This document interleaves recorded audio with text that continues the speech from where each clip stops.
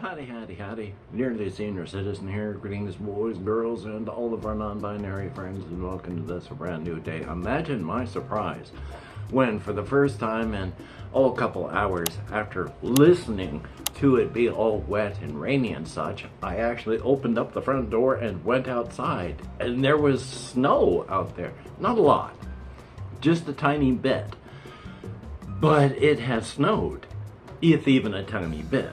It's not going to be there for long. It's been raining. It's warm-ish-ing. So, thumbs up on that. It was just kind of a surprise to open up the door, and there it was. Now, as for that, and what I've been doing today has been next to nothing. It has been raining. I got up first thing this morning to go outside for walkies, and it was raining and cold enough that no, I didn't. So I've just been staying in, and in fact for a while I've been taking naps lately because I need to take it easier on myself. And so I was just laying down and resting, not actually napping, and then I got up and I've been doing things, pottering about, cleaning up and such like that. Thumbs up. Not so much cleaning, but just deciding what to put where, that sort of thing. Past that, there's stuff I want to do. Am I going to be able to do it? I don't know. We'll find out. So, since yesterday, nothing exciting has happened. So I can't really talk about big things that are occurring in life because no big things are occurring in life. On the other hand, now I had mentioned that I was expecting some packages. In fact, I have not a lot, but some that are arriving soon.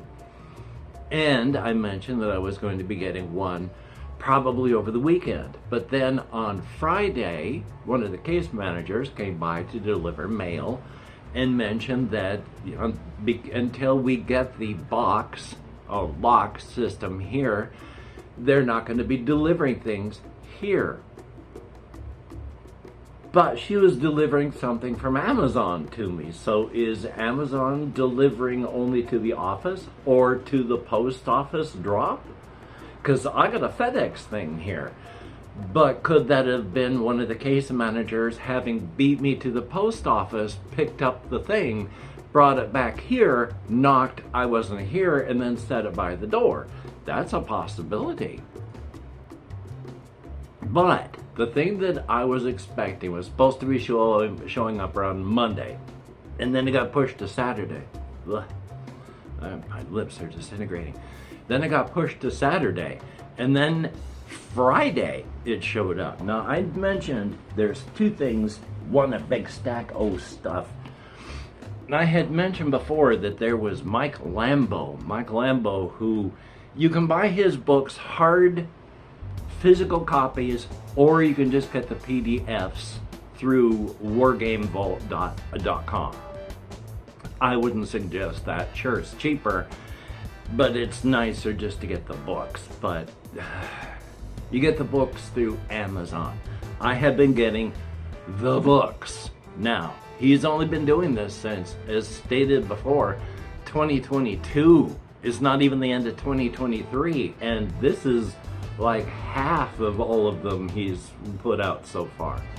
But he's gone from historical type, this, how should I do this?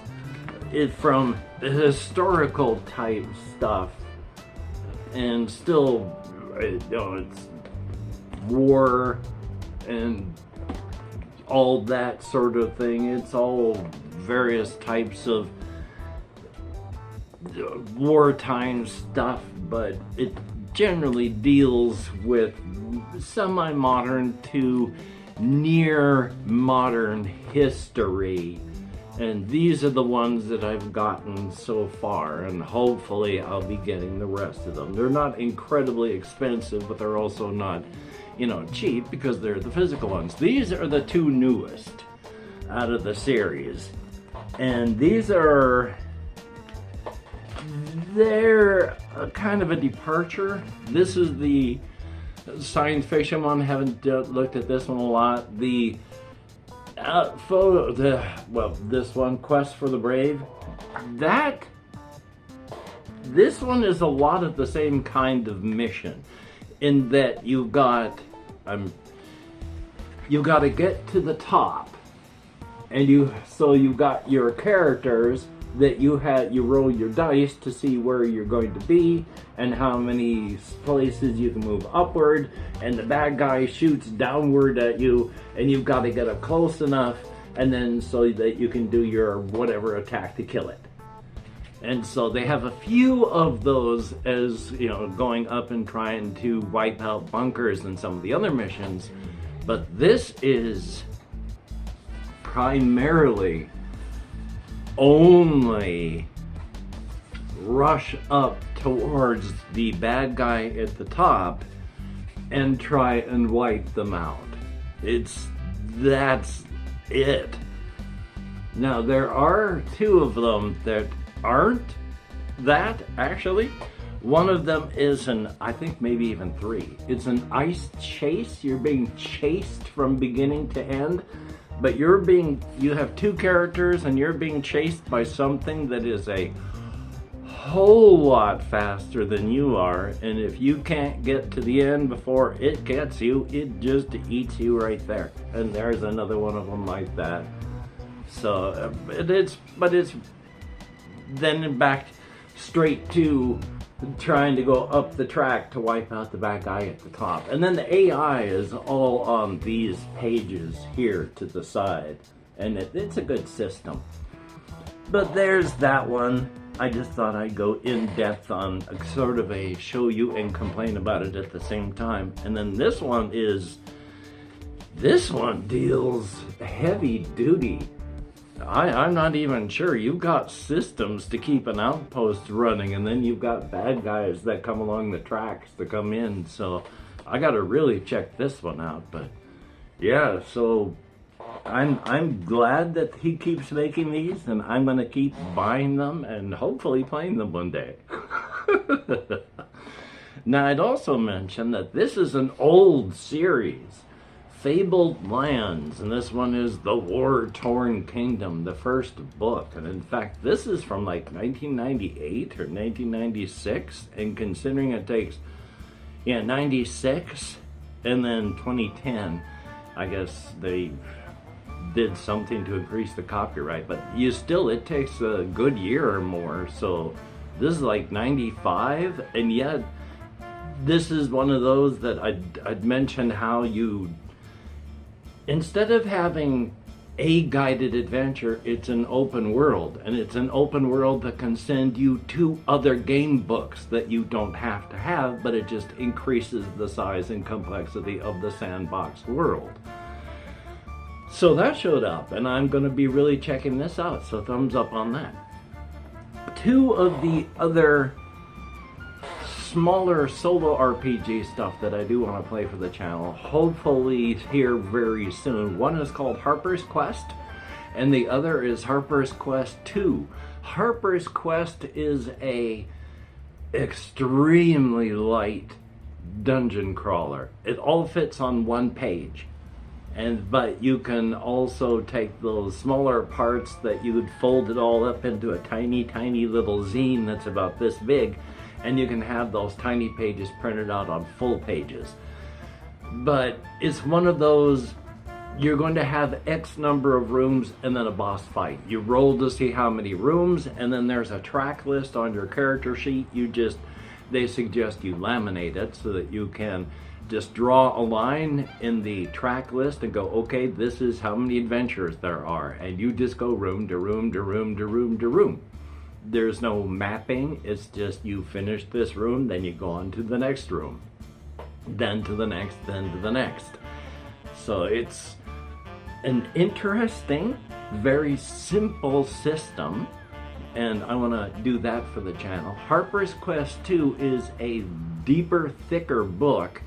Seems to be much more in-depth, so hopefully check that out as well. And then as stated, there's a game called Miru, and Miru 2, it's like you're trying to kill a god, and so thumbs up.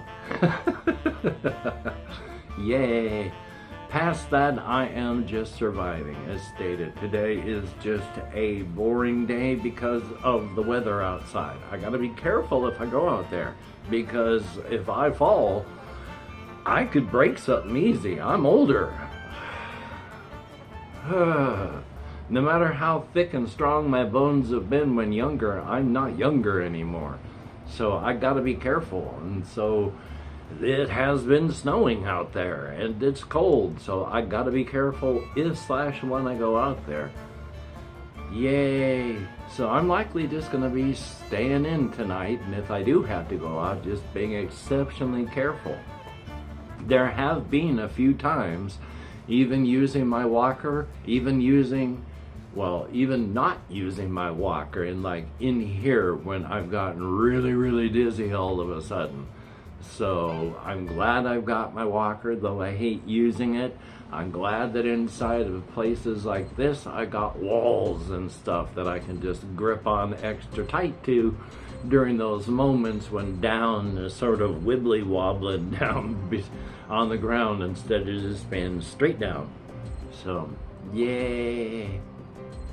But past that, there was some stuff about my cryptid stuff and such that I wanted to talk about. I can't remember exactly how and why. One of them is a character in the fictional city of Brookerton, South Carolina. You can tell it's fictional because the largest city in South Carolina is like 120,000 people.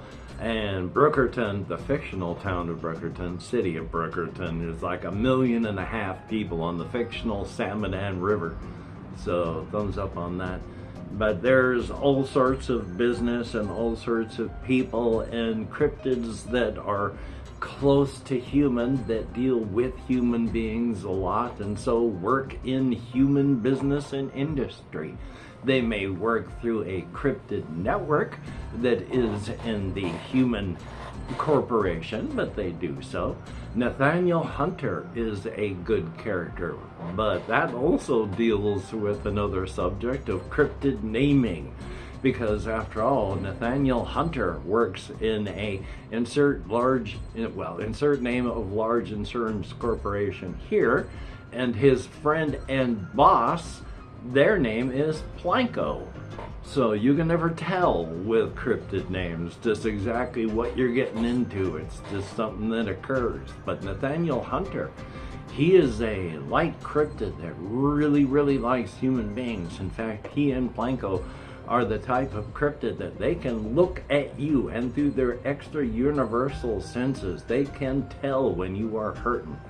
And there is a small subset of people that have been hurt in their past that Nathaniel Hunter and Planko can see that pain behind the person's eyes. This is the kind of pain that, well, unless you get very specialized therapy, you're not going to be healing from. And these are people that they hate their past and they fear the future. And well, Nathaniel Hunter wants to be able to help them.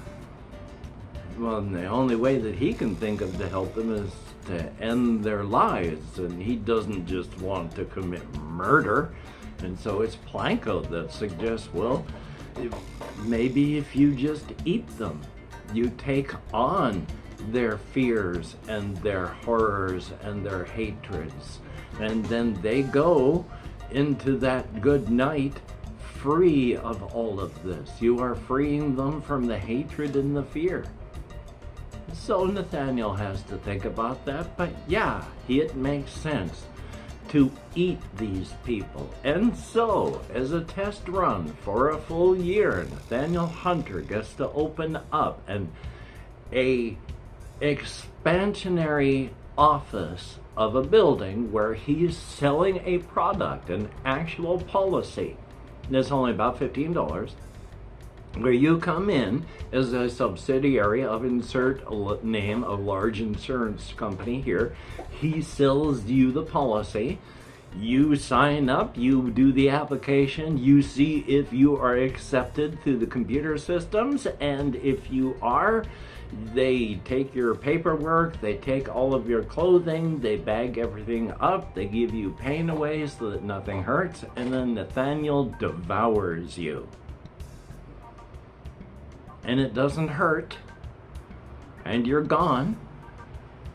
Now, Nathaniel is the type of cryptid also that even though he's in very good shape, he seems like he's a good 60 or so pounds overweight, always kind of sweating, kind of balding, one of those pencil line mustaches.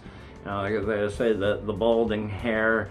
He's just sweaty, wearing the kind of cross-check yellow and black suit. That's personal choice, but the rest of it, he couldn't lose weight if he wanted to. That's his cryptid type. But he's also such a personable, friendly character who honestly cares and wants to help people that when you first meet him, you're like, boy, this is a big fat boy. And then 15 minutes later, you're hardly noticing it. And at the end of 30 minutes, it's just, this is Nate. And Nate's a good guy. You don't notice his weight or anything else about him. So thumbs up on that. Yeah, so for the first year, he just has an office where he has to hose the place down every couple days because of the human detritus that builds up. And, well, rotting human parts doesn't smell good, so you gotta wash it out to keep it from smelling too bad. And of course, it's just a junk place because, as an experiment, the insert name of large insurance corporation here is not going to spend a lot of money, so he doesn't have an actual office, and he has the place where he's holding all of the file cabinets and all that on his own. So it's just a junk place that he can easily hose out, and it works. So thumbs up on that. Anyway, though, there's not really even anything to show, so I'm not even going to be showing a swoop around of the room, because the only thing that's changed is my having moved things from that bookcase over there to over here. So, yeah. So until we meet again, you take care. Have a great day today. I will see you on the flip side. And I forgot to say, because I still haven't got the list out separately, though. I will do it, though. Right now, thank you each and every one of my Patreon patrons. You are beautiful and awesome people that are helping to keep me functioning and surviving until I know exactly what's going on with my finances. It does help. Thank you. It is appreciated. And to each and every person that leaves me a comment, thank you again as well. It is appreciated to no end. A definite thumbs up. I read all comments and I answer as many as I can, so thumbs up on that. So again, until we meet again, you take care. Have a great day today, and I will see you on the flip side. Only rush through because I'd already said it once. So let me grab my stylus, and you take care. And I will see you. I am reaching forward to hit the stop recording button on my screen. Yay!